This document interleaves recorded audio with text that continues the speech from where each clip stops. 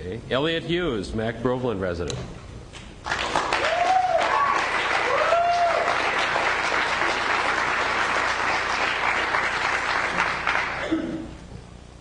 Sorry, I'm kind of nervous. Hi, my name is Elliot Hughes. I've been an activist since I was 10 years old. I've been working with anti-war groups. I've been working with groups that protest corrupt environmental policies. I used to be in Youth Against War and Racism, and I was heavily involved with Amnesty International. I work with Sisters Camelot. We provide free organic groceries to homeless people. I'm also a Reiki healer, and I've had some very amazing spiritual experiences with that. I won't go into that too much. All right. You're doing fine. You're doing fine. No, just fine.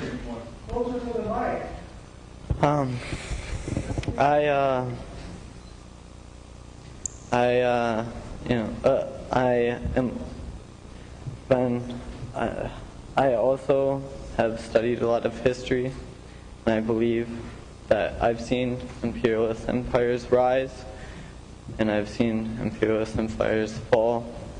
I believe that capitalism is inedible to fall, and I feel like the corruption, the tyranny of the system is unable to leave our country in chaos.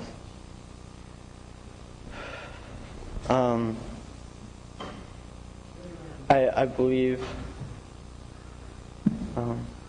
I also believe that why I was at the protest is because I believe that the Republicans are not living up to environmental standards.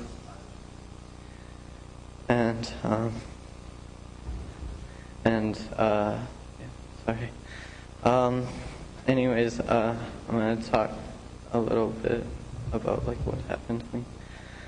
I'm a lifelong resident of the city of St. Paul, and I'm here to relate to you my brutal experiences at the hands of the Ramsey County Sheriff's Office. During my detention, I was forced a number of times to go without food for many hours, to a point where I fainted and I was coughing up blood. After a point of going without food for 12 hours, a number of us chanted for food, and I was singled out by about a dozen guards who came into my cell, and one of which punched me in the face, right in the temple, knocking me unconscious. My head was then grabbed and smashed against the concrete floor, as you see in this bruise right here. If I hadn't mentioned yet, I'm 19 years old. I came back to consciousness in a pool of my own blood, and I was dragged away. I was taken into a hallway where a bag was put over my head, and it had a gag in the mouth. And I was taken into a detaining cell with no visible cameras. And officers then twisted my ankles and used pressure point tactics to torture me. They pressed right behind your ear, behind my ears. If you demonstrate that on yourself, you can feel with only a few pounds of pressure. It hurts like no other pain I've ever felt in my life. And for all I know, for all I felt, they could have used all of their strength.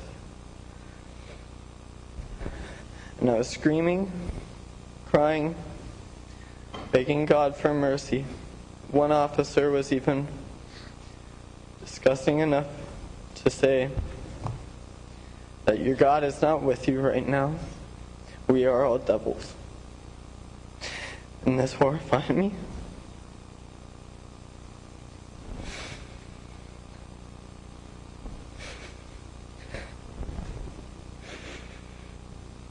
I was taken to Regent's Hospital without being told where I was going. I wasn't sure if I was going to end up in a ditch or not.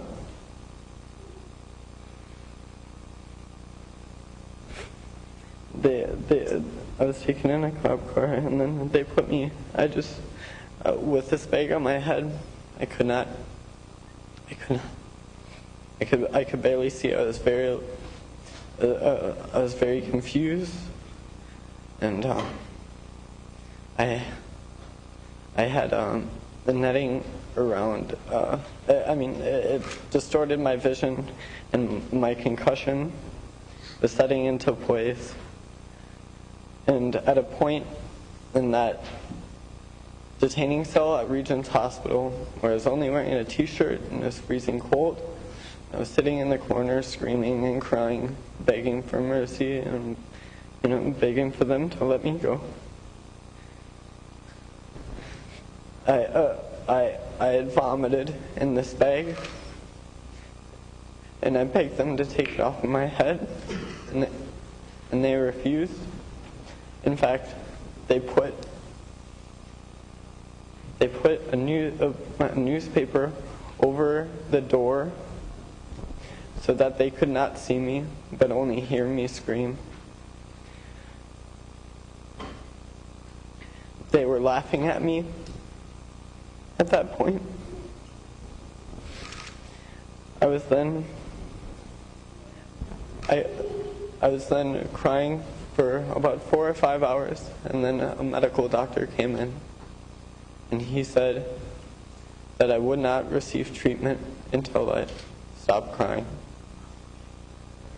I told him that I wanted to speak with a social worker. I told him that they tortured me. They told me, but please let me go. And he left, and left me in there all alone. At this point, it was comforting for even an officer to be in the room with me. But they would.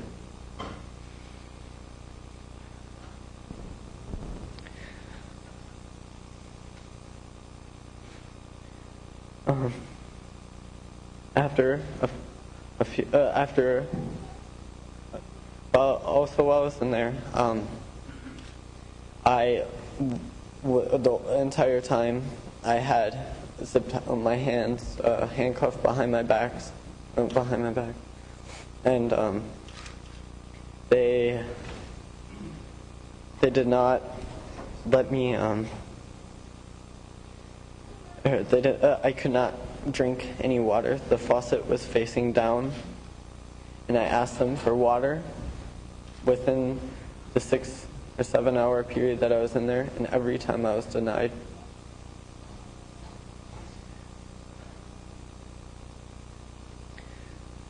Eventually, the medical doctor came back, and he's like, "Are you ready to stop crying?" And I silenced my scream down to a whimper. And they finally took me through Regent's Hospital hallway, and they walked me through all the employees, all the other citizens that were getting treated there. And it felt to me like a walk of humiliation, because I had vomit and blood dripping down my face. I then was chained to a bed, was refused to even use the bathroom. They made me pee in a cup. I repeatedly asked for a social worker and they still denied me. Then they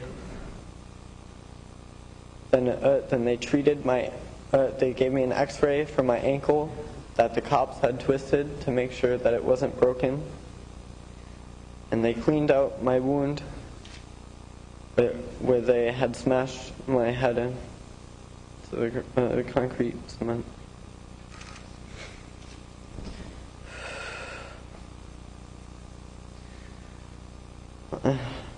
And I find these, and they refuse to treat what I believed was a concussion.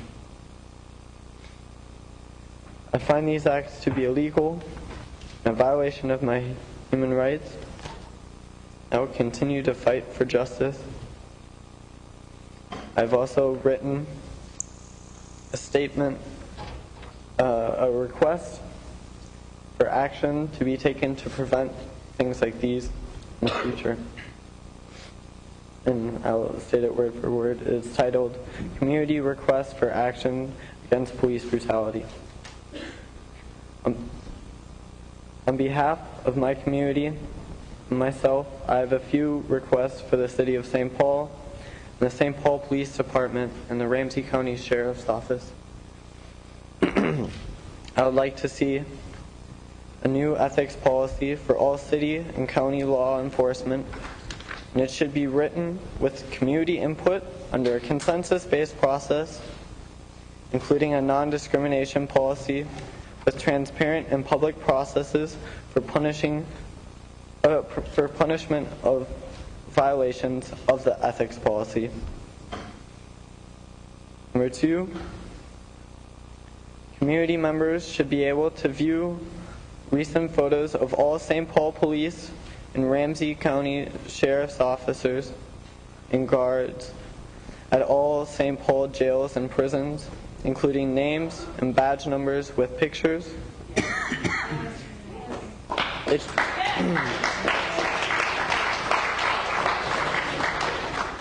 It should be available online for public viewing. The reason for this request is so that all officers and guards that violate the new ethics policy can be identified.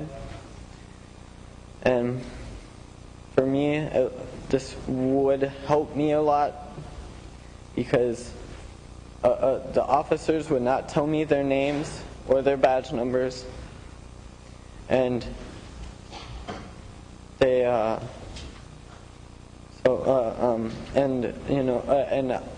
this hasn't been the first time that I've been beat up in jail. Number 3, a new review board of non-law enforcement community members should interview new officers with the power to do background checks, to veto their employment. They'll also give promotions and discipline current officers in a consensus-based process. All surveillance footage from all law enforcement departments should be available to the review board at all times. Number 4, surveillance in the Ramsey County Jail in all detaining cells at the Sheriff's Office, the St. Paul Police Departments should be improved so that there isn't anywhere that guards or officers can take inmates for secret beatings, torture, or interrogations.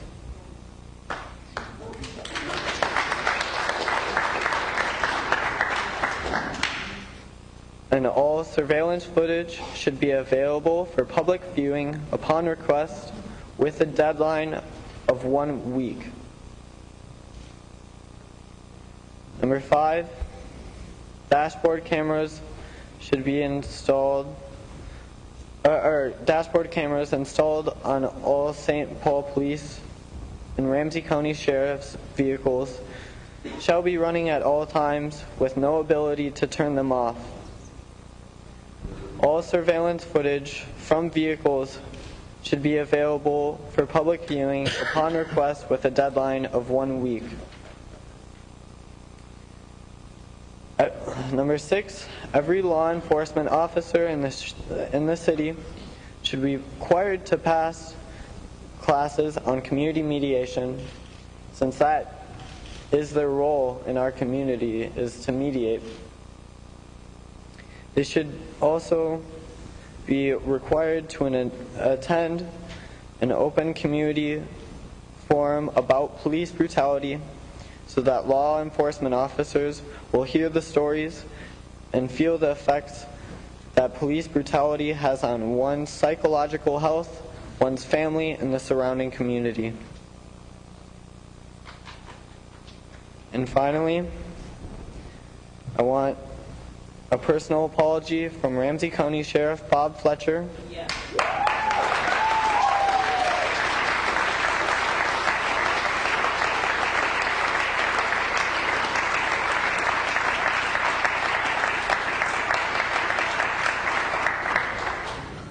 I want an apology from Ramsey County Bob Fletcher for what happened to my community members and myself under his watch, including his justification of the criminal treatment of my community members and myself, and saying that I was, quote unquote, extremely disruptive for chanting for food, and they beat and tortured me in an attempt to silence my voice. I also, this isn't on here. Actually, sorry, it just slipped off my. I also know all the community members that are in the RNC 8, and I would like to see their charges dropped because I know them personally, and I know they are good people, and they're righteous, and they act with love. And that those who oppress us will always dwell in hell, and those that are righteous will rise up. Thank you.